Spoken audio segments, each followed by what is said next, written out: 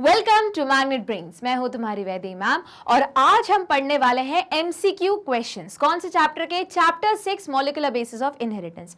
बहुत important chapter है, बहुत बार बोल चुकी हूं मैं, तो बने रहना है, एक भी सेक्शन इस चैप्टर का मिस आउट नहीं करना है, क्योंकि कैसे क्वेश्चन अलग अलग तरीके से तुमको थ्रो तो नहीं, तुमको क्वेश्चन पेपर में मिलेंगे और हमें कंफ्यूज नहीं होना है, सही तरीके से सॉल्व करना है। तो ये सारा तरीका कहां बताने वाली हूं मैं? इसी चैनल पे जिसका नाम है मैग्नेट ब्रेन्स, जहां मिलता है आपको फ्री एजुकेशन किंडरगार्टन से लेके ग्रेड 12 तक, इंग्लिश मीडियम में, हिंदी मीडियम में, बहुत सारे एंट्रेंस एग्जाम के लिए भी, जिसमें से बहुत सारी एंट्रेंस एग्जाम आने वाली हैं, चल भी रही होंगी बहुत सारे स्टूडेंट्स की। तो चलो स्टार्ट करते हैं आज का लेक्चर। तो याद रखना है, जब भी एमसीक्यू आते हैं क्या करना है? कीवर्ड को करना है अंडरलाइन। याद रखो, जो भी वो पूछ रहे हैं जनरली जिसके ऊपर वो उनको फोर्स करना है, मतलब जैसे कुछ नॉट हुआ या करेक्ट है या इनकरेक्ट है, तो ये सारे वर्ड्स को तुम करो अंडरलाइन, क्योंकि ये ऐसा अलग से तो क्वेश्चन पेपर में हाईलाइटेड बोल्ड नहीं मिलेगा और जनरली वहीं रहती है उस क्वेश्चन को सॉल्व करने की ट्रिक। या फिर जब तुम देख रहे हो क्वेश्चन पढ़ रहे हो तो ध्यान से पढ़ो, क्योंकि पहली बार जब क्वेश्चन पढ़ोगे ना तुमको ढंग से समझ में आएगा वो क्वेश्चन। जब दूसरी बार वही क्वेश्चन पढ़ोगे, क्योंकि पहली बार ढंग से पढ़ा नहीं, तो वही क्वेश्चन कुछ और समझ में आने लगेगा। तीसरी बार तो पूरा का पूरा क्वेश्चन ही चेंज लगने लगेगा और पूरा ऑप्शन भी अजीब अजीब से लगने लगेंगे। तो एक ही बार पढ़ना है एमसीक्यू, वही बहुत ध्यान से पढ़ना है और फिर साथ में सॉल्व करते चलना है क्वेश्चंस। तो चलो स्टार्ट करते हैं आज का पहला क्वेश्चन। रिप्रेसर। जैसे ही वर्ड रिप्रेसर आया, क्या याद आया कि रिप्रेसर कौन होता है? जो स्ट्रक्चरल जीन को एक्सप्रेस नहीं करने देता। ठीक, कहां पढ़ा था? लैक ओपेरॉन में। तो देखो, repressor lac operon protein attaches to, वो पूछ रहे कि बताओ जो रिप्रेसर है, याद करो ये कहां पढ़ा था? ये तुम्हारा लैक ओपेरॉन था। क्या क्या था? सबसे पहले तुम्हारा प्रमोटर वाली जगह थी, फिर आई वाली जगह थी जो तुम्हारा मेन रेगुलेटरी जीन था। अब वो आई याद रखना इंड्यूसर नहीं था, क्या था? इनहिबिटर था। ठीक है, उसके बाद तुम्हारा वापस प्रमोटर वाली जगह थी, फिर ओ थी ऑपरेटर वाली जगह, फिर तुम्हारा स्ट्रक्चरल जीन आता था जेड, वाई और ए। तो अगर याद होगा तो आई क्या प्रोड्यूस करता था? एक एमआरएनए बनाता था। ठीक है, वो एमआरएनए क्या होता था? ट्रांसक्राइब होके होता था ट्रांसलेट, एक प्रोटीन में कन्वर्ट होता था, कुछ और नहीं बल्कि उसी को रिप्रेसर बोलते थे, और वो जाके अटैच हो जाता था ऑपरेटर वाली जगह पे। सिंस ऑपरेटर वाली जगह भरी हुई रहती थी तो डीएनए डिपेंडेंट आरएनए पॉलीमरेज इस जगह अटैच नहीं हो पाता था। उस वजह से ये वाला जो जीन है, लैक जीन है, वो स्विच ऑफ कंडीशन में रहता था। सोचो, इतना सा पूछा, हमने सारी चीजें बता दी। तो अब वो पूछ रहे बताओ कि जो रिप्रेसर है, ये जो रिप्रेसर है लैक ओपेरॉन में किस जगह अटैच होता है? तो देखो, सीधा सा लॉजिक, ऑप्शन नहीं भी देखोगे तो तुमको पता है कौन सी जगह अटैच होता है? ऑपरेटर वाली जगह पे। तो देख लेते हैं ऑपरेटर। लो, तुम्हारा आंसर आ गया। इंड्यूसर नहीं भैया, इंड्यूसर तो इसको रोकेगा। याद करो, मैंने बताया था इंड्यूसर कौन होता है? रोकने वाले को रोकता है। तो ये पूरा जीन को रोक कौन रहा है? तुम्हारा रिप्रेसर, करेक्ट। और इसको जो रोक रहा है उसको हम क्या बोलते हैं? इंड्यूसर। और लैक ओपेरॉन के केस में इंड्यूसर कौन होता है? खुद लैक्टोज मॉलिक्यूल होता है। ठीक, आगे रेगुलेटर। अरे रेगुलेटर तो क्या करेगा? बेसिकली आई ही तुम्हारा रेगुलेटरी जीन है जो on end of, basically technically देखा जाए तो वो सिर्फ ऑफ ऑफ ऑफ ऑफ करा रहा है। ये अलग बात है कि जब लैक्टोज अंदर आ गया तो ये ट्रांसक्राइब नहीं हो पाया और फिर रिजल्ट ये हुआ कि जीन जो है वो स्विच ऑन हो गया। ठीक, उसके बाद बीटा गैलेक्टोसाइडेज ये तो बन रहा है। किसका रिजल्ट है ये? जब लैक जेड जीन ट्रांसक्राइब होता है तब। हो गया याद? तो देखो इसका आंसर क्या हुआ? ऑपरेटर। तो चलो देखते हैं आंसर। ठीक, चलो अगले क्वेश्चन पे मूव करते हैं। क्वेश्चन नंबर 2 क्या बोल रहा है? Following is important in transcription. अब वर्ड है इंपॉर्टेंट, मतलब याद रखो, इस टाइप के क्वेश्चन में बोलोगे मैम यहाँ ये क्वेश्चन तो और कॉम्प्लिकेट भी तो कर सकते हैं। बिल्कुल कर सकते हैं, अपन को सीधा साधा लॉजिक लगाना है। अच्छा, उन्होंने पूछा है कि इन चारों में से ट्रांसक्रिप्शन के लिए उन चारों ऑप्शन में से कोई एक चीज इंपॉर्टेंट है। ठीक है, तो अब हमको पता है ट्रांसक्रिप्शन में क्या होता है। अब जैसे ऐसा क्वेश्चन आता है ना, तो जल्दी याद करो कि ट्रांसक्रिप्शन यूनिट में तुमने कौन कौन से स्ट्रक्चर पढ़े थे। तो स्टार्टिंग में होता है प्रमोटर रीजन, जहां पे क्या होता है? इनिशिएशन स्टार्ट होता है। फिर बीच वाला रहता है तुम्हारा स्ट्रक्चरल जीन, जहां पे बेसिकली एलोंगेशन होता है, जो तुम्हारा पॉलीमरेज है वो उसको पढ़ता है उस वाली जगह पे। और आखिरी में क्या आता है? तुम्हारा टर्मिनेशन रीजन, जहां पे प्रोसेस रुक जाती है। ठीक, मतलब इनमें से कुछ लिखा हुआ होना चाहिए क्योंकि ये होते हैं इंपॉर्टेंट। चलो ऑप्शंस देखते हैं। डीएनए मिथाइलेज, डीएनए मिथाइलेज जैसे कुछ नहीं होता, हाँ मिथाइलेटेड कैपिंग होती है, वो भी ग्वानोसाइन, मिथाइलेटेड ग्वानोसाइन ट्राइफॉस्फेट की कैपिंग होती है, वो भी किसमें, यूकैरियोटिक जो ट्रांसक्रिप्शन के बाद प्रोसेसिंग होती है ना एमआरएनए की, उसमें। तो ये वर्ड तो भैया गलत है, तो हटाओ। अच्छा कैट बॉक्स, अब कैट नहीं है, जब तुम और थोड़ा एंट्रेंस एग्जाम के लिए पढ़ोगे ना तो वो कैट नहीं होता, CAAT बॉक्स होता है, ठीक है, पहली बात। और ये वाला वो बॉक्स रहता है जो प्रमोटर रीजन पे जाके जुड़ता है और बेसिकली इनिशिएशन के लिए रिस्पॉन्सिबल रहता है। अब यहाँ पे CAAT नहीं लिखा, CAT लिखा है, तो ऐसा कुछ नहीं होता, इसको हटाओ। अब प्रमोटर, वो तो प्रमोटर बोल ही रही हूं, प्रमोटर इंपॉर्टेंट जगह है, तो ये हुआ तुम्हारा आंसर। डीएनए पॉलीमरेज, अब बोलोगे मैम वैसे लॉजिकली देखा जाए तो सबसे ज्यादा तो डीएनए पॉलीमरेज पे टिक करना चाहिए ना, नहीं गलत। याद करो, मैं हमेशा बताती हूँ डीएनए का पूरा नाम बोलो, तो ट्रांसक्रिप्शन वाला पॉलीमरेज का नाम क्या होगा, वो डीएनए को पढ़ रहा है और क्या बना रहा है, आरएनए बना रहा है, तो इसका पूरा नाम क्या हुआ, डीएनए डिपेंडेंट आरएनए पॉलीमरेज। अब इसी को मेरे को अगर शॉर्टकट में बोलना है तो मैं बोलूंगी आरएनए पॉलीमरेज जरूरी है ट्रांसक्रिप्शन के लिए। यहां क्या लिखा है, डीएनए पॉलीमरेज, तो ये क्या हुआ, ये गलत हुआ, ठीक। अब अगर मैं बोलूं कि ये वाला ऑप्शन सही होता अगर इस ट्रांसक्रिप्शन की जगह पे क्या लिखा रहता, रेप्लिकेशन, क्योंकि याद करो रेप्लिकेशन में पॉलीमरेज का नाम क्या होता है, डीएनए डिपेंडेंट डीएनए पॉलीमरेज, तो इसी को बोलने का शॉर्टकट तरीका डीएनए पॉलीमरेज। तो डीएनए पॉलीमरेज तुम शॉर्टकट वे में बोल सकते हो रेप्लिकेशन के लिए, बट ट्रांसक्रिप्शन है तो करेक्ट क्या होना चाहिए, आरएनए पॉलीमरेज। तो ये यहां गलत दिया है, करेक्ट आंसर है प्रमोटर। तो चलो देख लेते हैं आंसर क्या है, प्रमोटर। मूव करें अगले क्वेश्चन पे। Question number 3, anticodon found in, बहुत स्ट्रेट अब क्वेश्चन हो गया, ये हम पढ़ चुके हैं ट्रांसलेशन वाली जगह पे कि ट्रांसलेशन करने के लिए 3 आरएनए चाहिए होते हैं। कौन कौन से, एमआरएनए जो ऑलरेडी ट्रांसक्राइब होके आया है, न्यूक्लियर पोर्ट से बाहर निकला है, अगर यूकैरियोट के बारे में बात करूं तो बाहर आया है, साइटोप्लाज्म में आया। फिर चाहिए होता है आरआरएनए जो 2 सब यूनिट्स में रहता है, छोटी वाली सब यूनिट जो पहले आके अटैच होती है, फिर आती है बिगर वाली सब यूनिट, ठीक। और तीसरा होता है टीआरएनए जिसको हम 2 डायमेंशनल स्ट्रक्चर में क्लॉवर लीफ भी बोलते हैं, क्लॉवर लीफ शेप भी बोलते हैं, या फिर 3 डायमेंशन में इन्वर्टेड एल भी बोलते हैं। दोनों शेप्स तुम्हारी एनसीईआरटी में दिए हुए हैं, ठीक है।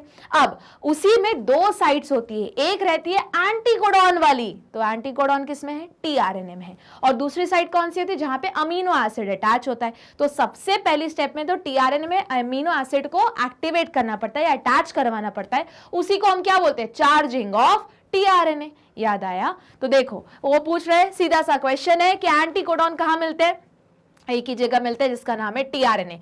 डीएनए में नहीं, डीएनए का काम हो चुका है, ट्रांसलेशन में सारा पिक्चर सिर्फ आरएनए आरएनए आरएनए ही करने वाला है। उसके बाद आरएनए नहीं भैया, आरएनए तो सिर्फ एक कैटलिस्ट की तरह आएगा, जुड़ेगा, उसके अंदर सारी चीजें वो बेचारा मूव करता जाएगा आगे। रीडिंग तो तुम्हारा टीआरएनए ही करने वाला है जिसमें है एंटीकोडॉन्स, और एमआरएनए ये तो खुद पढ़वाया जा रहा है, मतलब ये खुद टेम्पलेट जैसे बिहेव कर रहा है ट्रांसलेशन में। तो करेक्ट आंसर क्या हुआ तुम्हारा, आंसर बी, ठीक, जो है टीआरएनए। अब मूव करते हैं आगे क्वेश्चन नंबर 4 पे। इन डीएनए हेलिक्स, अब देखो इन चारों में से अपन को बेस्ट ऑप्शन चूज करना है। तो डीएनए हेलिक्स में क्या है, तो इसके लिए अब तुम्हें भले इस पूरा डीएनए हेलिक्स पता है, पर तुम्हें एक एक करके ऑप्शन अब देखना पड़ेगा। अभी ये पैटर्न नहीं लागू होगा कि हमने क्वेश्चन देखा, फिर हमने पूरा डीएनए हेलिक्स याद किया, फिर ऑप्शन देखा। टाइम मत वेस्ट करो, ऑप्शन देखो और फिर देखो क्या वो नॉलेज से फिट हो रहा है क्या, ठीक। तो क्वाड्रेट स्ट्रक्चर, नहीं ये थोड़ी ना है, नहीं हटाओ।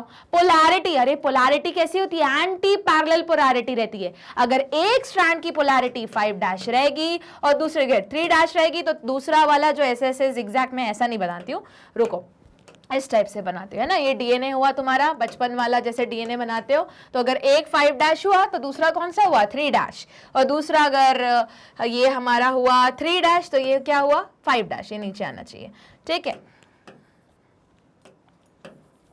ठीक, क्लियर हुआ उतना। अरे बाप रे, तो पूरा ही हट गया, चलो ठीक है। और ये हुआ तुम्हारा 5' और ये 3' हुआ, क्लियर इतना। तो ये कैसे रहते हैं, पैरेलल रहती हैं दोनों स्ट्रैंड। एंटी पैरेलल ज्यादा इंपॉर्टेंट है बोलना, क्योंकि पोलैरिटी क्या रहती है, पूरी रिवर्स रहती है। याद करो मैंने बताया था कि एंटी पैरेलल नेचर का रीजन क्या है? क्योंकि उनको क्या बनाने थे? बॉन्ड्स बनाते थे। कौन से बॉन्ड बनाने थे? हाइड्रोजन बॉन्ड बनाने थे। इसलिए हुआ क्या, ये एक स्ट्रैंड थी, दूसरी ये स्ट्रैंड आई, पर यहां पे सपोज करो ऐसा था, ठीक है। अब ये अंगूठा और अंगूठा ही बॉन्ड बना सकते हैं, ऐसे समझ ही लो कि ये अंगूठा और ये अंगूठा ही बॉन्ड बना सकते हैं, जो हाइड्रोजन बॉन्ड है, दोनों क्या है? Nitrogenous base. अब ये ऐसे ऐसे तो पेयर हो नहीं पाएगा, तो इसने क्या किया, चलो घूम जाते हैं, तो ऐसे बॉन्ड बन जाएगा। याद आया तुम्हारा जो भी ब्रेक डांस की स्टेप ऐसे याद करते हैं। चलो, तो quadrate, structure out, polarity out, anti parallel polarity एकदम फिट हो रहा है। उसके बाद डाइसल्फाइड बॉन्ड, नहीं भैया, डाइसल्फाइड बॉन्ड तो कहीं भी पूरे डीएनए स्ट्रक्चर में ही नहीं है। 4 टाइप के बॉन्ड है। पहला है एन ग्लाइकोसिडिक लिंकेज, दूसरा है फॉस्फोईस्टर बॉन्ड, तीसरा है फॉस्फोडाइईस्टर लिंकेज, और आखिरी है हाइड्रोजन बॉन्ड। डाइसल्फाइड कहां से आ गया? डाइसल्फाइड है किसमें? प्रोटीन सिंथेसिस में, या फिर प्रोटीन के फॉर्मेशन में, या फिर डाइसल्फाइड बॉन्ड है तुम आगे पढ़ोगे एंटीबॉडी के स्ट्रक्चर में, ठीक। चलो, तो इसका करेक्ट आंसर क्या है? तो चलो, इसका आंसर क्या हुआ? Anti parallel polarity. मूव करते हैं अगले क्वेश्चन पे। क्वेश्चन नंबर 5, ड्यूरिंग स्प्लाइसिंग, जैसे ही वर्ड स्प्लाइसिंग बोला गया, क्या याद आएगा? Eukaryotic transcription. क्योंकि याद है जब हम डिफरेंस पढ़ते हैं प्रोकैरियोटिक और यूकैरियोटिक ट्रांसक्रिप्शन के बीच में बड़ा डिफरेंस क्या है कि जो प्रोकैरियोटिक ट्रांसक्रिप्शन में जो एमआरएनए बनता है वो एकदम पूरा एक्यूरेट होता है, एकदम सही होता है, कि इतना ज्यादा सही होता है कि साथ साथ में ट्रांसलेशन भी स्टार्ट हो जाता है, कोई प्रोसेसिंग की जरूरत ही नहीं। वहीं पे जो हमारा यूकैरियोटिक ट्रांसक्रिप्शन है, वहां पे एमआरएनए बनने के बाद, पहली बात तो उसको हम एमआरएनए बोलते ही नहीं है, याद है, जब ये पूरी प्रोसेस हो जाती है, प्रोसेसिंग हो जाती है, कैपिंग, स्प्लाइसिंग, टेलिंग, उसके बाद हम उसको एमआरएनए बोलना स्टार्ट करते हैं। तो जैसे ही स्प्लाइसिंग वर्ड आया, क्या याद आया होगा तुम्हारे दिमाग में कि 2 टाइप के पोर्शंस रहते हैं, एक को बोलते हैं एक्सॉन्स, एक को बोलते हैं इंट्रॉन्स। इंट्रॉन्स वो रहते हैं जो इंट्रूड करते हैं, बीच बीच में करते हैं, तो उनको हटाना पड़ेगा, और जो एक्सॉन्स है उनको जोड़ना पड़ेगा लाइगेज की मदद से, ठीक। उसके बाद अब देखो, उन्होंने, अब ये पूरा हो गया, अब ये क्वेश्चंस देखते हैं, ठीक है। क्वेश्चन देखते हैं। During splicing exon attached an enzyme which catalyse reaction is. अब वो पूछ रहे, बताओ कि जो ये सारी चीजें होती हैं, मतलब स्प्लाइसिंग, अच्छा स्प्लाइसिंग के बाद बना क्या, मेरे को ये बताओ। तुम्हारा बना एक डीएनए नहीं बना, एमआरएनए बना, मतलब आरएनए बना, ठीक। आगे, attach an enzyme which catalyse reaction. वो पूछ रहे कौन सा एंजाइम है, ये तुम्हारी बुक में नहीं दिया हुआ है, ये भी मैं बता देती हूँ। वो पूछ रहा है कि बताओ ऐसा कौन सा एंजाइम है जो ये पूरे रिएक्शन करवा रहा है कि इंट्रॉन्स को हटा रहा है, बचे हुए एक्सॉन्स को जोड़ रहा है। तो अब बोलोगे मैम जोड़ने का काम तो लाइगेज करता है। हाँ सही है, पर डीएनए को जोड़ने का काम लाइगेज करता है। यहां ऑप्शन में देखो क्या लिखा है, आरएनए लाइगेज, और ये जो बना है वो कौन सा मॉलिक्यूल बना है, आरएनए मॉलिक्यूल बना है। याद रखना, मॉलिक्यूलर ग्लू हम डीएनए लाइगेज को बोलते हैं, मतलब जहां भी डीएनए के छोटे छोटे पीसेस हो गए, जैसे तुमने पढ़ा था रेप्लिकेशन में, तो रेप्लिकेशन में जो ओकाजाकी फ्रेगमेंट्स रहते हैं वो बेसिकली डीएनए के ही टुकड़े हैं। डीएनए को जोड़ने के लिए डीएनए लाइगेज यूज होता है, और यहां पे क्या लिखा है, लाइगेज लिखा है, पर कौन सा, आरएनए लाइगेज लिखा है, जिसके बारे में कुछ मेंशन भी नहीं है। अब उसी नॉलेज के अकॉर्डिंग ये ऑप्शन क्या हो जाएगा, कैंसल आउट हो जाएगा। उसके बाद आरएनए परमिएज, पहली बात आरएनए तो ठीक है, जो परमिएज है तुम कहां पढ़ चुके हो, लैकोपेरॉन में। जो वाई है, वाई वाला जीन, वो परमिएज बनाता है, तो यहां तो स्प्लाइसिंग है, हटाओ इसे। आरएनए पॉलीमरेज, पॉलीमरेज ने तो क्या बना दिया, तुम्हारा एमआरएनए बना दिया। अब प्रोसेसिंग के लिए कोई और रिस्पॉन्सिबल है, तो इसको भी हटाओ। तो देखो डिडक्शन मेथड से भले तुमने नहीं पढ़ा पर तुम सॉल्व कर सकते हो, क्योंकि तुमने जो ज्वाइन करने वाले फ्रेगमेंट है उसके लिए डीएनए लाइगेज पढ़ा है, यहाँ आरएनए लाइगेज है। अब तुम बोलोगे मैम पर आरएनए के ही तो टुकड़े, आरएनए लाइगेज भी तो जोड़ सकता है ना, नहीं जोड़ सकता है पर नहीं यहाँ पे कौन सा, अब देखो सिर्फ जोड़ना नहीं है, इंट्रॉन्स को हटाना है और फिर एक्सॉन्स को जोड़ना है, और ये सारी प्रोसेस कैटलाइज करनी है। इसीलिए याद रखना है ये कौन करवा रहा है, आरएनए कैटलेज। हुआ क्लियर? कैसे याद रखोगे कि कौन कैटलाइज करवा रहा है, आरएनए कैटलेज। बुक में मेंशन नहीं है, चिंता मत करो, बट अगर एक लेवल ऊपर की पढ़ाई करनी तो आ सकता है। अगला क्वेश्चन देखते हैं, question number 6। During DNA synthesis form segments. अब वो पूछ रहे बताओ डीएनए सिंथेसिस के टाइम पे सेगमेंट जो बनते हैं उनका नाम, तो देख लेते हैं। पॉलीमरेज फ्रेगमेंट नहीं, उसके बाद आरएनए फ्रेगमेंट, डीएनए सिंथेसिस में आरएनए कहां से आ गया, हटाओ। ओकाजाकी फ्रेगमेंट बिल्कुल सही, कौन सी स्ट्रैंड पे बनते हैं, लैगिंग स्ट्रैंड पे, जहां पे polymerase DNA dependent DNA polymerase क्या कर रहा है, तोड़ तोड़ के फ्रेगमेंट फ्रेगमेंट्स बना रहा है। क्यों? क्योंकि डीएनए डिपेंडेंट डीएनए पॉलीमरेज या कोई भी पॉलीमरेज कौन सी डायरेक्शन में नया स्ट्रैंड एमआरएनए का हो या डीएनए का हो, कौन सी डायरेक्शन में बना सकता है? 5' to 3'। तो जब रेप्लिकेशन फोर्क बन रहा था या फिर जब हम बोल सकते हैं जब रेप्लिकेशन हो रहा था, एक स्ट्रैंड तो उसको ऑपोजिट पोलैरिटी की मिल गई जिसको हमने लीडिंग स्ट्रैंड बोला, जो 3' to 5' एंड वाली है, ठीक है। बट दूसरी वाली में क्या प्रॉब्लम आ गई? उसकी पोलैरिटी सेम थी, मतलब 5' to 3' वाली एंड में थी, है ना। और सिंस इस डायरेक्शन में तो वो खुद ही नया डीएनए बनाता है, इसलिए वो क्या करेगा? तोड़ तोड़ के प्रोसेस करेगा। हुआ क्लियर? चलो, तो उन्हीं फ्रेगमेंट्स को जो टूट टूट के फ्रेगमेंट्स बनते हैं उनको हम क्या बोलते हैं? Okazaki fragments. जो ज्वाइन कौन करता है? अब आएगा वो पिक्चर, डीएनए लाइगेज। हुआ क्लियर? तो डीएनए को जोड़ने वाला कौन है? मॉलिक्यूलर ग्लू या डीएनए लाइगेज, जो डीएनए के ही फ्रेगमेंट्स को जोड़ेगा। अच्छा, ओकाजाकी फ्रेगमेंट्स कहां बनते हैं? लैगिंग स्ट्रैंड पे। हुआ क्लियर? तो करेक्ट आंसर क्या हुआ? सी। चलो मूव करते हैं अगले क्वेश्चन पे। Question number 7, in a given DNA segment, अच्छा ये सेगमेंट दिया हुआ है, एटीसी, एजीजी, एजीजी, फिर ACCA, CCA, ACA, ठीक है। The first base get mutated, मतलब पहला जो बेस है उसमें वो क्या हुआ? म्यूटेशन हो गया, पॉइंट म्यूटेशन हो गया, ठीक। एक ही बेस बोला है उन्होंने, म्यूटेट हो गया। अब अगर तुम ध्यान से देखो, ATC है, ये डीएनए में लिखा हुआ है, ठीक है। तो अगर इसका कॉम्प्लीमेंट्री रहेगा तो इसका उल्टा आएगा, पर एक ही बेस क्या हुआ है? म्यूटेट हो गया है, ठीक है। अब आगे बढ़ते हैं। The effect of this on coding by the DNA segment will result to, ये पूछ रहे बताओ क्या इफेक्ट होगा इस डीएनए का सेगमेंट पे जब वो कोड करेगा। तो देख लेते हैं। 1 amino acid less in protein, less तो नहीं, चलो आगे। नो चेंज इन सीक्वेंस, अच्छा। Complete change in the type and sequence of amino acid, और आखिरी change in first amino acid only. उन्होंने क्या बोला है, ध्यान से सुनना है कि एक गिवन डीएनए सेगमेंट है, ये तुम्हारा सेगमेंट हुआ, the first base get mutated. अब याद रखो, ये जो है बेस क्या बोलते हैं हम, सबसे पहले बताओ, ये कंफ्यूज नहीं होना है। बेस क्या होता है? ATGC। अब उसमें बोल रहे हैं ये पहला वाला बेस क्या हो गया? ये चेंज हो गया, मतलब पॉइंट म्यूटेशन ही हुआ है। अच्छा, वापस जब भी कोडिंग होती है तो कैसे पढ़ा जाता है? 3-3 के सेट्स में पढ़ा जाता है, ठीक है। मतलब बाकी तो सब एज इट इज रहेगा, सिर्फ पहला वाला अमाइनो एसिड चेंज हो सकता है क्योंकि एक ही जगह पे कुछ और आ गया, ठीक है, ठीक है। फिर उसके बाद उन्होंने क्या बोला? The first base get mutated. The effect of this on coding by the DNA segment. अब ये पूछ रहे बताओ इसका effect coding on coding, coding segment नहीं बोला है, याद रखो, कोडिंग पे, मतलब जब इसको डिकोड किया जाएगा bye the DNA segment will result in, मतलब डीएनए को कोड किया गया। अब इसका इफेक्ट क्या होगा? 1 amino acid less in, less तो नहीं रहेगा, अमाइनो एसिड बदल जाएगा, तो इसको हटाओ। उसके बाद नो चेंज इन सीक्वेंस, कैसे नो चेंज इन सीक्वेंस? एक बेस चेंज हो गया, देखो ये तो वही चीज है, एक बेस चेंज हो गई, पॉइंट म्यूटेशन हुआ, GAG था, एक हट चेंज हो गया तो GUG हो गया, ग्लूटामिक एसिड का वैलिन हो गया। तो यहां भी कुछ ऐसी कहानी हो सकती है, तो नो चेंज इन सीक्वेंस भी पॉसिबल नहीं है। अगला, complete change in the type and sequence of amino acid. देखो कंप्लीट चेंज तो ठीक है, पर सीक्वेंस थोड़ी ना बदलेगा, सिर्फ पहला वाला पूरा का पूरा जो कोड होगा वो चेंज हो जाएगा, बाकी कुछ तो चेंज नहीं हो रहा है। तो कंप्लीट वर्ड जो कंप्लीट चेंज है वो थोड़ा गड़बड़ है। अच्छा, change in first amino acid only, बिल्कुल सही। क्यों? यहाँ पे ये देखो, ये वही कंडीशन है कि डीएनए में GAG की जगह पे एक ही बेस था। अब बस यहाँ पे उन्होंने फर्स्ट पोजिशन बताई कि पहला वाला A चेंज हो गया। यहाँ पे हम पढ़ चुके सिकल सेल एनीमिया में कि GAG की जगह पे लग जाता है GUG, बाकी सब एज इट इज चल रहा है। अब होगा क्या? यहाँ एक चेंज हो गया तो उसका एमआरएनए में अलग बनेगा, एमआरएनए में अमीनो एसिड अलग बनेगा, सिंस अमीनो एसिड अलग बनेगा, प्रोटीन जो ओरिजिनल बनना चाहिए था वो पूरा चेंज हो गया, लो पूरा आरबीसी का स्ट्रक्चर ही चेंज हो गया। तो सेम यही बोल रहा है कि पहला वाला लेटर चेंज हो गया, पॉइंट म्यूटेशन हो गया, तो फिर बताओ क्या इफेक्ट होगा? तो भैया पहला वाला पूरा का पूरा अमाइनो एसिड जो किसी के लिए कोड करा तो वो पूरा बदल जाएगा, इसलिए 1 amino acid less in protein नहीं, अमाइनो एसिड उतने ही रहेंगे, अमाइनो एसिड चेंज हो जाएगा, सिर्फ वो भी पहला वाला। नो चेंज इन सीक्वेंस, ऐसा पॉसिबल ही नहीं है।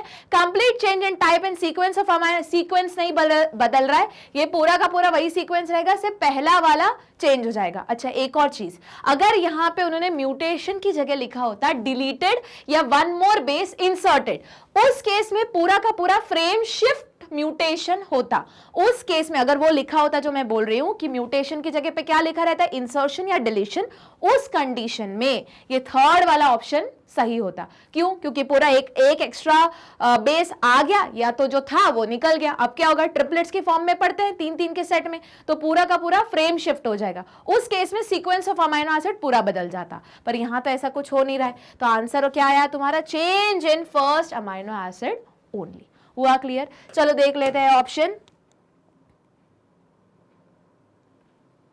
ठीक, चलो आगे बढ़ते हैं, अगला क्वेश्चन देखते हैं। Question number 8, DNA fragments are joined in a correct sequence by, वो पूछ रहे, अब देखो ये तो वही क्वेश्चन आ गया कि DNA फ्रेगमेंट को ज्वाइन कौन करता है करेक्ट सीक्वेंस में। तो याद करो मैंने बताया था DNA को जोड़ने का काम एक ही मॉलिक्यूल करता है जिसका नाम है मॉलिक्यूलर ग्लू या फिर DNA लाइकेज। हुआ क्लियर? चलो मूव करते हैं क्वेश्चन नंबर 9 में। The ratio constant for a species is, अरे ये बताओ ये किसने बताया था, ये चागाफ साइंटिस्ट थे, उन्होंने बोला था चागाफ रूल के अंडर में कि प्यूरिन इज टू पायरिमिडिन का रेशो, मतलब प्यूरिन जो क्या है डबल कार्बन चेन जिसमें कौन आता है A और G, इसका रेशो पायरिमिडिन से जिसमें कौन आता है, अगर DNA की बात की जाए तो C और T, इसका रेशो हमेशा क्या रहता है, बराबर होता है। जो किसके बराबर रहता है, 1 के बराबर रहता है। तो वही पूछ रहे हैं कि बताओ किसी भी स्पीशीज के लिए जो रेशो है कौन सा कांस्टेंट रहेगा, प्यूरिन टू पायरिमिडिन रेशो हमेशा कांस्टेंट चलता है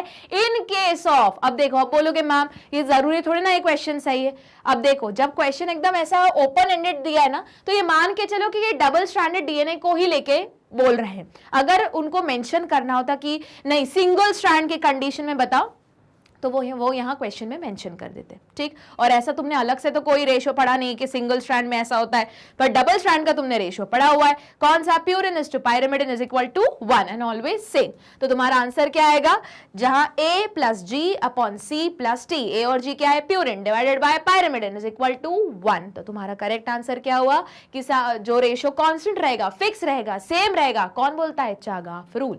आई बात समझ में? ये भी डायरेक्ट क्वेश्चन था। चलो अगला क्वेश्चन देखते हैं, क्वेश्चन नंबर 10 क्या बोल रहा है, डीएनए रिपेयरिंग इज डन। अब वो पूछ रहे हैं बताओ डीएनए रिपेयर कौन कर रहा है। तो याद रखना है डीएनए रिपेयर कौन कर रहा है भैया, डीएनए पॉलीमरेज 1।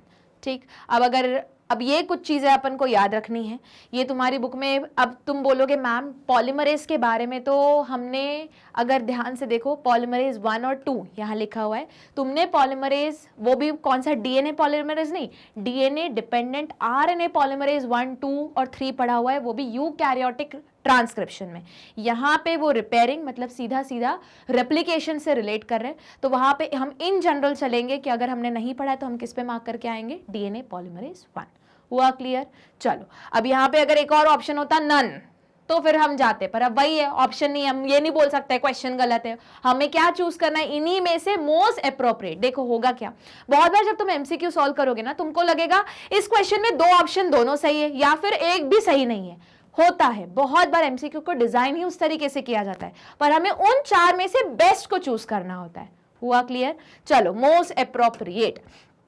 चलो क्वेश्चन नंबर 11, और राइबोटाइड इज मेड अप ऑफ। अब बोलोगे मैम राइबोटाइड तो पढ़ा ही नहीं, क्यों, न्यूक्लियोटाइड नहीं पढ़ा, न्यूक्लियोटाइड का लॉजिक लगा लो राइबोटाइड पे। तो न्यूक्लियोटाइड क्या होता है, जिसमें एक शुगर होता है, कौन सा sugar, deoxy ribo sugar plus phosphate group plus एक नाइट्रोजनस बेस। अब यहाँ पे वो एकदम प्रीसाइजली बोल रहा है कि राइबोटाइड मतलब फॉस्फेट तो होगा, शुगर भी होगी, कैसी शुगर होगी, राइबो शुगर, वहां डीऑक्सी थी यहाँ ऑक्सी रहेगी, मतलब राइबो शुगर बोलो। और सिंस उन्होंने राइबो शुगर प्रीसाइजली मेंशन किया है, मतलब अपन को बेस्ट ऑप्शन वापस इसमें से क्या करना है, चूज करना है। अब हमें पता है डीएनए में एटीजीसी होता है, यहाँ पे टी की जगह यू रहेगा, मतलब एयूजीसी, पर बाकी दोनों सेम, शुगर्स अलग अलग। ठीक, चलो ऑप्शन देखते हैं, ribose plus phosphate plus uracil एकदम फिट हो रहा है। ठीक है, आगे भी देख लेते हैं। डीऑक्सी नहीं भैया, राइबोटाइड बोला है तो डीऑक्सी तो होना ही नहीं चाहिए, वो तो न्यूक्लियोटाइड है, हटाओ इसे। थायमीन राइबोस फॉस्फेट, अगर राइबोटाइड मतलब आरएनए के बारे में स्पेसिफिकली, जैसे हम बोल सकते हैं कि डीएनए क्या है, एक न्यूक्लिक एसिड है जो न्यूक्लियोटाइड से बना है, तो जो आरएनए है वो भी एक न्यूक्लिक एसिड है, राइबोस न्यूक्लिक एसिड है जो एक राइबोटाइड से बना है। अब इसमें थायमीन होना चाहिए क्या, ये गड़बड़ है लिखा हुआ है, इसलिए हटाओ इसे। ठीक, उसके बाद आखिरी वाले में तो वापस क्या है, ये डीऑक्सी राइबो लिखा है, हटाओ इसे। तो डिडक्शन मेथड से भी ये आंसर क्वेश्चन सॉल्व हो जाएगा और थोड़ा लॉजिक से भी सॉल्व हो जाएगा। तो करेक्ट आंसर है ए। मूव करते हैं आगे क्वेश्चन नंबर 12 पे। The enzyme involve in transcription is, अब वो पूछ रहे बताओ कौन से एंजाइम इन्वॉल्व है। सबसे पहले तो बताओ ट्रांसक्रिप्शन में क्या किसको पढ़ रहे, क्या बना रहे, डीएनए को पढ़ रहे, आरएनए को बना रहे। अब देखो ये ना, ये तुमको पता है पर ये तुम जनरली गलत करके आओगे, क्यों जल्दी जल्दी में रहोगे। हाँ ये सही है, पूरा तो पढ़ लो क्वेश्चन क्या लिखा है। तो देखो जिसमें डीएनए को पढ़ा जाता है और आरएनए को बना जाता है, मतलब डीएनए डिपेंडेंट आरएनए पॉलीमरेज। सिर्फ पॉलीमरेज बोलोगे तो प्रोकैरियोटिक ट्रांसक्रिप्शन के बारे में बात कर रहे हैं, पॉलीमरेज 1 2 3 बोलोगे तो यूकैरियोटिक ट्रांसक्रिप्शन के बारे में बात हो रही है। ठीक, मतलब अगर इसको मैं बोलूं, इसको शॉर्टकट में बोलना है तो आरएनए पॉलीमरेज, सीधा सा लॉजिक। ठीक, अब देख लो ऑप्शन, डीएनए पॉलीमरेज नहीं नहीं नहीं, डीएनए पॉलीमरेज नहीं, RNA polymerase correct, DNA polymerase नहीं। अब तुम लोग क्या करोगे, तुम्हारे दिमाग में वही रहेगा हाँ 1 2 पढ़ा हुआ है यूकैरियोट में, उसी में से किसी में से टिक लगा के आ जाओगे। गलत, जल्दी मत करना, आराम से क्वेश्चन को पढ़ना। तो करेक्ट आंसर है सी। मूव करते हैं अगले क्वेश्चन पे। Anti parallel strand of a DNA molecule means that, ये तो हम पढ़ चुके हैं। एंटी पैरेलल का मतलब क्या है कि दोनों की पोलैरिटी अलग अलग रहेगी। फॉस्फेट जो ग्रुप यहां पे दिख रहा है, एक 5' एंड पे दिख रहा है 5th कार्बन पे, इस दूसरे वाली स्ट्रैंड पे नीचे के साइड में रहेगा, पर ऊपर के साइड में कुछ और फंक्शनल ग्रुप प्रोजेक्ट होता रहेगा, OH group, hydroxyl group project होता रहेगा। करेक्ट। अब इसको जो सही तरीके से एक्सप्लेन करे वो अपन कंसिडर करेंगे। One strand turns clockwise. अब क्लॉकवाइज कब तक घूम रही है, याद रखो। आप बोलोगे मैम आपने तो बोला था स्टार्टिंग में कि जब अपन ऐसे करते कि पूरी एक स्ट्रैंड 180 डिग्री घूम जाती, मैंने डिग्रीज बोला था, एग्जैक्टली बताया था कितना घूम रहा है। अब क्लॉकवाइज 10 डिग्री भी घूम सकता है, 20 डिग्री भी घूम सकता है, 30 डिग्री, कितना प्रीसाइजली बताओ। इसका मतलब कुछ और भी निकाल सकती हूँ, सेम एंटी क्लॉकवाइज का भी मतलब निकल सकता है। देखो C, the phosphate group at the start of 2 DNA strand are in opposite position. बोल सकते हैं दो स्ट्रैंड है, यहाँ पे फॉस्फेट ग्रुप कहाँ पे, नीचे के साइड में, ठीक है, क्योंकि सॉरी ऊपर के साइड में ये 5' एंड दिखा रहा है, इस वाले में ये घूम चुकी है, तो फॉस्फेट ग्रुप इसका नीचे के साइड में आएगा, ऊपर 3' एंड प्रोजेक्ट हो रहा है या उस तरफ प्रोजेक्ट हो रहा है। हुआ क्लियर? जैसे देख लो, अगर ये चीज बोल रहे हैं तो ये रहा तुम्हारा एक शुगर, मैं एक न्यूक्लियोटाइड बना के दिखा रही हूँ, मतलब पूरा एक बेस पेयर बना के दिखा रही हूँ, ठीक है। यहाँ पे पहले कार्बन पे हमारा नाइट्रोजनस बेस जुड़ा हुआ है, ये हुआ दूसरा कार्बन, तीसरा कार्बन OH है जो नीचे के साइड में प्रोजेक्ट कर रहा है, ये पहली वाली स्ट्रैंड है। यहाँ पे चौथा कार्बन है, चौथे से 5वां कार्बन है, 5वें कार्बन पे फॉस्फेट ग्रुप जुड़ा हुआ है। अब इसी का उल्टा, इसको घुमा दो तो ऐसा कुछ दिखेगा, ठीक। तो इसका पहला कार्बन तो यहीं से शुरू होगा जहां पे क्या है तुम्हारा नाइट्रोजनस बेस है, इनके बीच में बॉन्ड बन रहा है। फिर ये आया तुम्हारा ये पहला कार्बन, ये दूसरा कार्बन, तीसरा कार्बन अब यहाँ क्या है OH है, ये रहा चौथा कार्बन, चौथे से 5वां कार्बन जहां पे फॉस्फेट ग्रुप क्या है जुड़ा हुआ है। तो ध्यान से देखोगे दोनों स्ट्रैंड का एक फॉस्फेट अलग डायरेक्शन में है और दूसरा फॉस्फेट दूसरे डायरेक्शन में है, तो ये कुछ सही बोल रहा है। The phosphate group at the start of 2, start मतलब ये start of 2 strand are in opposite direction, या ऊपर के साइड में या नीचे के साइड में, करेक्ट। या फिर अगर पूरी स्ट्रैंड की बात करूं तो यहाँ पे ये 5' एंड यहाँ पे, और यहाँ मिलेगा तुम्हें 5' एंड, ठीक है, पूरी स्ट्रैंड है। और यहीं पे ये मेरे को तो 3' एंड मिल रहा है, OH ग्रुप मिल रहा है, सही है। The phosphate group at the start of the 2 strand eight there and share the same position, नहीं सेम पोजीशन होता तो 5' ही बोल देते, गड़बड़, ठीक है। तो इसमें से वापस हमारा क्या आएगा मोस्ट अप्रोप्रिएट, तो ऑप्शन नंबर सी। मूव करते हैं क्वेश्चन नंबर 14 पे। Which one is mainly transcribe, पूछ रहे बताओ इनमें से एक्चुअल में ट्रांसक्रिप्शन होता किसका है। तो वापस अपन को पहले ऑप्शंस देखने पड़ेंगे, उससे हम चूज करेंगे। ओनली आरएनए सीक्वेंस, भैया ट्रांसक्राइब डीएनए का होता है, आरएनए का कब से होने लगा, हटाओ। उसके बाद मिडिल रेपिटेटिव डीएनए सीक्वेंस, पहली बात रेपिटेटिव डीएनए का कोई ट्रांसक्रिप्शन नहीं होता, याद करो। रेपिटेटिव डीएनए को ही हम हेटेरोक्रोमैटिन बोलते हैं, जो टाइटली पैक रहता है, अंदर बना हुआ रहता है, जो डार्क स्टेन होता है। कहीं कहीं वापस रेपिटेटिव डीएनए मिल जाता है, उसी को हम सैटेलाइट डीएनए से भी रेफर करते हैं, याद रखना है, जिसको माइक्रोसैटेलाइट मैक्रोसैटेलाइट हम पढ़ चुके हैं। सैटेलाइट डीएनए जो हम यूज करते हैं फिंगरप्रिंटिंग के लिए, बेसिकली क्या ट्रांसक्राइब होता है, यूक्रोमैटिन, जो सिंगल कॉपी में रहता है, लूजली पैक्ड रहता है, वो होता है ट्रांसक्राइब। कोई भी रेपिटेटिव यूनिट नहीं होती ट्रांसक्राइब, तो इसी लॉजिक से रेपिटेटिव लिखा है, रेपिटेटिव लिखा है, हटाओ, ये तो हेटेरोक्रोमैटिन के पार्ट हुए। अगला single copy of DNA sequence, हाँ यही तो है जो क्या है हमारा यूक्रोमैटिन। तो करेक्ट ऑप्शन क्या हुआ, ऑप्शन डी। मूव करते हैं अगले क्वेश्चन पे। Question number 15, amino acid sequence in protein synthesis is decided by the sequence of, वो पूछ रहे बताओ अमाइनो एसिड का सीक्वेंस, मतलब पहला कौन सा अमाइनो एसिड लगेगा, दूसरा कौन सा लगेगा, तीसरा कौन सा लगेगा, ये कौन डिसाइड कर रहा है। ये देखो, ये तो वही चीज है अगर मैंने बोला था तुमको कि सपोज करो मैंने बोल दिया तुमको कि बिरयानी बनाओ, तुमको कुछ भी नहीं आता, तुमने क्या किया, गूगल किया, गूगल में से रेसिपी निकाली, स्क्रीनशॉट ले लिया और स्क्रीनशॉट में से देख देख के अपना किचन में बनाते चल रहे हो, तो सेम चीज हो रही है। अगर मेरे सेल ने बोला कि भैया केराटिन प्रोटीन बनाना है, प्रोटीन बनाना है मतलब एमआरएनए बनेगा, एमआरएनए मतलब डीएनए से इंफॉर्मेशन निकलेगी, तो मेरे सेल का गूगल कौन हो गया, न्यूक्लियस, न्यूक्लियस भी, न्यूक्लियस के अंदर जो डीएनए, वहां से मैं गई सर्च किया, अब उसका क्या होगा, स्क्रीनशॉट लिया जाएगा, स्क्रीनशॉट इन द फॉर्म हमारे सेल के अंदर कौन लेता है, ट्रांसक्रिप्शन होता है, डीएनए का कॉपी हो जाता है एमआरएनए में, और फिर मैं क्या करूंगी, एमआरएनए में जो सीक्वेंस दिया होगा उस सीक्वेंस को, मैं नहीं मतलब मेरा सेल, उस सीक्वेंस में को देख देख के साइटोप्लाज्म में, क्योंकि मैं यूकैरियोट हूं, साइटोप्लाज्म में उसी सीक्वेंस में अमाइनो एसिड को जोड़ा जाएगा। हुआ क्लियर? तो ये पूछ रहे बताओ अमाइनो एसिड के सीक्वेंस को जो प्रोटीन सिंथेसिस में लगता है कौन डिसाइड कर रहा है? अरे जो चीज कोड लिखी हुई है एमआरएनए में, सीधा सा आंसर आ गया। सीडीएनए नहीं, आरडीएनए नहीं, एफडीएनए नहीं, करेक्ट आंसर है एमआरएनए। चलो डीएनए तो है ही नहीं, इसको हटा ही दो, आरएनए है वो तो, ये तो आरएनए राइबोसोमल आरएनए, वो तो सब यूनिट कैटलिस्ट की तरह काम करेगा, हटाओ।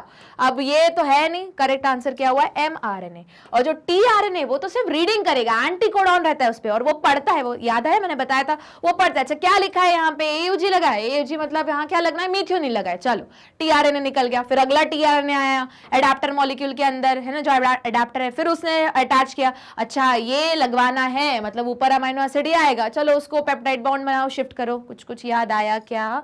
चलो नहीं याद आ रहा है तो जाके ट्रांसलेशन की वीडियो जरूर देख लेना, ठीक है। मूव करते हैं अगले क्वेश्चन पे, question number 16। DNA multiplication is also called, पूछ रहे बताओ डीएनए मल्टीप्लाई करना है, क्या बोलेंगे, मतलब एक डीएनए के दो डीएनए बनाने, अरे कहां होता है ये, रेप्लिकेशन में, कौन सी फेज में, एस फेज में, सीधा सीधा क्वेश्चन हो गया, क्या बोलते हैं उसको, रेप्लिकेशन, ठीक है। ये क्वेश्चन बहुत बार आता है एंट्रेंस एग्जाम में भी। चलो मूव करते हैं, इतना सिंपल नहीं आएगा, थोड़ा और कॉम्प्लिकेट करके देंगे, और अगर सिंपल लेना तो फिर दे देंगे इसी तरीके से, क्योंकि अगर बाकी के क्वेश्चन बहुत टफ रहे तो एक तो सिंपल डालेंगे, तो वो बहुत बार ऐसा एज इट इज क्वेश्चन तुम्हें मिल जाएगा अलग अलग एंट्रेंस एग्जाम में। मूव करते हैं क्वेश्चन नंबर 17 पर। ड्यूरिंग प्रोटीन सिंथेसिस, ठीक है, प्रोटीन सिंथेसिस हो रही है, at one point the process come to a halt, protein synthesis के टाइम पे ये पूरी प्रोसेस रुक जाती है। जल्दी बताओ, अगर मैं बोलूं ट्रांसक्रिप्शन में भी मेरे को रोकना है या ट्रांसलेशन में भी रोकना है, कब रुकेगी? देखो ट्रांसक्रिप्शन में तब रुकेगी जब टर्मिनेटर आ जाएगा, और ट्रांसलेशन में तब रुकेगी जब मेरे स्टॉप कोडॉन्स आ जाएंगे। कितने स्टॉप कोडॉन है? 3। कौन कौन से? यू आ, यू गा, और गंदा सा गाना गाया इसलिए यू आ उल्टी हो गई है ना, ऐसे याद रखवाया था। अब देख लेते, select the group of the 3 codon from the following for which any one of the 3 could bring about this halt, मतलब सीधा सीधा वो पूछ रहा है स्टॉप कोडॉन के नाम बताओ।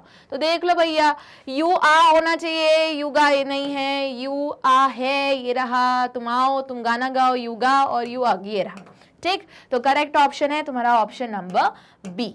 हुआ क्लियर? अच्छा यही क्वेश्चन होता, ऑप्शंस भी यही रहते हैं, ऑप्शन ये नहीं मतलब ऑप्शन में और सिंगल में डाल देती, ठीक है, और एयूजी ऑप्शन होता। अब तुम्हें समझ में आ जाएगा कि मैं क्या क्वेश्चन पूछ रही हूँ। मैं बोलती हूँ, उसमें क्वेश्चन रहता कि during protein synthesis at one point the process start या इनिशिएट, तो फिर कौन सा कोडॉन रिस्पॉन्सिबल रहता है? एयूजी। हुआ क्लियर? चलो मूव करते हैं। तो याद रखो अगला क्वेश्चन तो देखेंगे, जब इस टाइप के क्वेश्चंस देखते हो ना, ट्राई करो कि इसी पैटर्न में और क्या वो फिट कर सकते हैं, ठीक है, तो खुद ऑटोमेटिकली तुम अलग अलग क्वेश्चन बनाना, खुद ही प्रिपेयर करना शुरू कर दोगे। चलो मूव करते हैं क्वेश्चन नंबर 18 पे। One turn off the helix, भैया ये बन गया डीएनए हेलिक्स, उसका पूछ रहे एक turn in P form DNA approximately, हमको पता है एक टर्न के अंदर कितने बेसेस होते हैं? 10 बेस होते हैं, और हर 2 बेस पेयर के बीच में कितना डिस्टेंस रहता है? 0.34 नैनोमीटर का डिस्टेंस रहता है, तो टोटल डिस्टेंस कितना हुआ? 3.4 नैनोमीटर। तो सिंपल सा क्वेश्चन पूछ लिया, ऑप्शन है डी। मूव करते हैं आगे। Which is not component of lac operon, वो पूछ रहे बताओ इनमें से कौन सा, तो नॉट है कीवर्ड इसलिए अंडरलाइन किया, ठीक है, या सर्कल मारो, जो करना है वो करो। Which is not component of lac operon, primer gene जैसा कुछ नहीं होता, हटाओ इसे, मतलब यही है और यही पूछा है, मतलब यही आंसर है ना, क्योंकि अपन देखो अब वापस इस टाइप के क्वेश्चन तुम कैसे सॉल्व कर सकते हो, डिडक्शन मेथड से। तुम पढ़ चुके हो लैक ओपरॉन इन डिटेल, जो जो उसके पार्ट है वो उसके पार्ट है, पूछा है नहीं है बस उसको कैंसिल करते जाओ। तो प्रमोटर जीन हाँ पार्ट है, दो दो जगह पढ़ा हुआ है, तो ये है, पूछा नहीं है, हटाओ। स्ट्रक्चरल जीन हाँ है, lac Z lac Y lac A इसी में तो होता है, तो ये तो है, पूछा है नहीं है, हटाओ इसे। रेगुलेटर जीन, भैया रेगुलेटर जीन आई जीन, देखो अब रेगुलेटर के नाम से नहीं रहता, पर आई जीन जो रहता है जो इनहिबिटर से लिया गया है वो एक रेगुलेटरी जीन है, तो वो तो पार्ट है, पूछा है नहीं है, तो ऑप्शन डिडक्शन से बच गया तुम्हारा प्राइमर जीन। ठीक, तो ये हुआ तुम्हारा आंसर। मूव करते हैं अगले क्वेश्चन पे, question number 20। Okazaki fragments are, ये तो अब हमको पता ही है कौन से फ्रेगमेंट है, डीएनए रेप्लिकेशन के टाइम पे बनते हैं। कौन सी स्ट्रैंड पे बनते हैं, डिसकंटिन्यूअस फ्रेगमेंट्स रहते हैं या डिसकंटिन्यूअस स्ट्रैंड पे बनते हैं, जो एक लैगिंग स्ट्रैंड होती है, बाद में उसको डीएनए लाइगेज से जोड़ा जाता है। क्यों बनता है डिसकंटिन्यूअस फॉर्म में, पॉलीमरेज के कारण, क्योंकि पॉलीमरेज एक ही डायरेक्शन में नया स्ट्रैंड सिंथेसाइज कर सकता है 5' to 3', और इसकी जो टेम्पलेट स्ट्रैंड रहती है वो उल्टी डायरेक्शन में रहती है, इसलिए पॉलीमरेज को घूम घूम के जाना पड़ता है, उससे टाइम वेस्ट होता है, टाइम भी वेस्ट होता है, और टुकड़े टुकड़े में क्या बनती है हमारे डीएनए की फ्रेगमेंट बनती। नहीं याद आ रहा हो तो रेप्लिकेशन की जाके वीडियो देख लेना, ठीक है। चलो, तो अब वो पूछ रहे हैं Okazaki fragments are RNA primer, RNA कहां से बात आ गई, पूरी तो कहानी डीएनए की चल रही है। Small segment of DNA on leading strand, small segment तो ठीक है, लीडिंग स्ट्रैंड नहीं, लीडिंग को तो कंटिन्यूअस स्ट्रैंड बोलते हैं, उसको कोई फ्रेगमेंट नहीं, एक गो में पूरा स्ट्रैंड रहता है, हटाओ इसे। Small segment of DNA on lagging strand, बिल्कुल सही, यही ऑप्शन है। नन ऑफ दिस कैसे, जब सी ऑप्शन है तो नन ऑफ दिस कैसे हुआ, ठीक है। चलो मूव करते हैं अगले क्वेश्चन पे, क्वेश्चन नंबर 21। ट्रांसपोजोन ऑकर्स, अब तुम्हारी बुक में ट्रांसपोजोन दिया नहीं है इस पर्टिकुलर चैप्टर में, पर ये इस चैप्टर से क्वेश्चन रिलेटेड पूछा जा सकता है, ये भी बता दूं। तो ट्रांसपोजोम तुम पढ़ोगे थोड़ा बहुत 5th चैप्टर में, और बाकी बायोटेक्नोलॉजी वाले चैप्टर में आ जाएगा, पर वापस मैं बता दूं ट्रांसपोजोम कुछ और नहीं बल्कि जंपिंग जीन्स बोलते हैं, कहीं लिख लो अपनी कॉपी में, ट्रांसपोजोम को क्या बोलते हैं, जंपिंग जीन। ये रेपिटेटिव यूनिट्स रहते हैं भाई, जैसे हेट्रोक्रोमैटिन है ना, बार बार एक ही चीज 10 बार रिपीट की हुई, ये भी वही है, रेपिटेटिव यूनिट ही है, ठीक है। इनको यूज किया जाता है एज अ वेक्टर, ये थोड़ी एक्स्ट्रा इंफॉर्मेशन है, लिख लो कहीं। वेक्टर मतलब अगर किसी में हमें अपना जेनेटिक मटेरियल इनकॉर्पोरेट करना है या रिकॉम्बिनेंट डीएनए बनाना है, तो कभी कभी ट्रांसपोजोन का भी यूज किया जाता है, क्यों, क्योंकि ये क्या होता है, रेपिटेटिव यूनिट। अब देखो इसमें से क्या सही फिट हो रहा है। अच्छा, एक और बात बता दूं कि ये दोनों में मिलते हैं, प्रोकैरियोट में भी मिलते हैं, यूकैरियोट में भी मिलते हैं। तो अब ये तो तुमको मैंने सीधे सीधे आंसर बता दिया कि आंसर क्या हुआ, सी, ठीक। इसके बारे में ज्यादा डिटेल कहां पढ़ोगे, बायोटेक्नोलॉजी वाले चैप्टर में। पर ये अलग बात है कि ये एक ऐसा टॉपिक है कि तुम्हारी बुक में मेंशन उस जगह किया हुआ है, पूछ इस चैप्टर से भी ले लेते हैं, क्योंकि वो ऐसे एज्यूम करते हैं कि तुमने रेपिटेटिव डीएनए के बारे में पढ़ा है तो सैटेलाइट डीएनए भी पढ़ा होगा, वीएनटीआर भी पढ़ा है, हेट्रोक्रोमैटिन भी पढ़ा है, तो ट्रांसपोजोम तो पढ़ा ही होगा, ठीक। चलो मूव करते हैं आगे अगले क्वेश्चन पे, क्वेश्चन नंबर 22।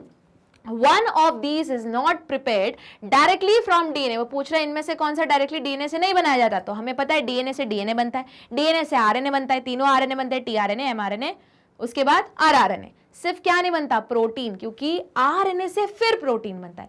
चलो मूव करते हैं, तो इसमें से देख लेते हैं कौन सा नहीं बनता। तो ये तो सीधा सीधा क्वेश्चन हो गया कि प्रोटीन नहीं बनता है जी। चलो मूव करते हैं क्वेश्चन नंबर 23 पे, कॉइलिंग ऑफ डीएनए डुप्लेक्सिस। अगर याद होगा जब मैं तुम्हें कॉइलिंग सिखा रही थी, अब देखो कितना छोटा सा पॉइंट है जो तुम्हारी बुक में डायग्राम में दिया हुआ है, मेंशन नहीं है कहीं भी, उन्होंने क्वेश्चन पूछ लिया, ठीक है। तो कॉइलिंग तुम्हारी बुक में दिया था कि राइट हैंडेड कॉइलिंग होती है, वहीं पे एक लाइन लिखी थी कि दोनों तरीके से कॉइल हो सकता है, मतलब राइट हैंड भी, जिसको पॉजिटिव कॉइलिंग बोलते हैं, नेगेटिव कॉइलिंग, दोनों तरीके से कॉइलिंग हो सकती है। वहां पे शायद मैंने बताया था कि जैसे प्रोटीन में तुमने 11th में पढ़ा होगा कि जब प्रोटीन का फॉर्मेशन होता है, पैकेजिंग होती है, तो जैसे अल्फा हेलिक्स होता है, बीटा प्लीटिंग होती है, वहां पे भी कॉइलिंग्स होती है। सेम ऐसी थोड़ी बहुत कॉइलिंग हमारे डीएनए में भी चलती है, राइट हैंड भी, लेफ्ट हैंड भी। तो इसका ऑप्शन क्या हो गया, दोनों। मतलब अब देखो वापस वही डिडक्शन मेथड, 3 ऑप्शन है उसमें से 2 फिक्स है, तो आंसर क्या हुआ, ऑल ऑफ दीज। हुआ क्लियर? मूव करते हैं आगे, question number 24। DNA double helix model was given by, straight away question किसने दिया था, वॉटसन एंड क्रिक। अच्छा, और किसका कंट्रीब्यूशन था, नहीं पूछा है, मेरे को बता दो और किसका कंट्रीब्यूशन था। उसमें था रोजनमुंड एंड फ्रैंकलिन का, एक और साइंटिस्ट का चागाफ्रूल, है ना, जो किस में इन्वॉल्व थे, हमारे डीएनए के स्ट्रक्चर में। अब चागाफ्रूल ने ए और जी मतलब प्यूरिन और पायरामिडिन का रेशियो बताया था कि कांस्टेंट रहता है, 1 के बराबर रहता है। बाकी सबने क्या बताया था, क्रिस्टलोग्राफिक एक्सरे मॉडल, उसके बारे में, डबल हेलिक्स मॉडल के बारे में, ठीक, चलो मूव करते हैं आगे। अब बोलोगे कि मैम अगर वॉटसन एंड क्रिक नहीं देते, तो अगर ये नहीं देते तो रोजनमुंड एंड फ्रैंकलिन देते, तो उस केस में क्वेश्चन गलत है पता है, पर वापस तुम क्या करोगे, मोस्ट अप्रोप्रिएट चूज करोगे। ठीक है, तो भले वो मॉडल दिया नहीं था पर उसका बेसिस किसने बनाया था, रोजनमुंड एंड फ्रैंकलिन ने, तो उस केस में उसको चूज करके आते। ठीक है, ये नहीं बोलते कि क्वेश्चन गलत है, एंट्रेंस एग्जाम में ऐसा स्कोप नहीं, ना ही बोर्ड में ऐसा स्कोप है। अगर गलत होगा इन केस और तुमने अगर उस क्वेश्चन को अटेम्प्ट किया होगा तो मिल जाएंगे उसके मार्क्स। तो ऐसे चिल्लाना नहीं है, अपन अपने लॉजिक के अकॉर्डिंग क्वेश्चन सॉल्व करके आना है। ठीक है, ठीक है, पर याद रखना कि अगर लग रहा है ये क्वेश्चन जब 100% गलत है तो खुद ही जो एजेंसी है जो एंट्रेंस एग्जाम कंडक्ट करा रही है या जो बोर्ड है, सीबीएसई बोर्ड है, वो खुद मार्क्स दे देगा। ठीक, मूव करते हैं अगले क्वेश्चन पे, क्वेश्चन नंबर 25।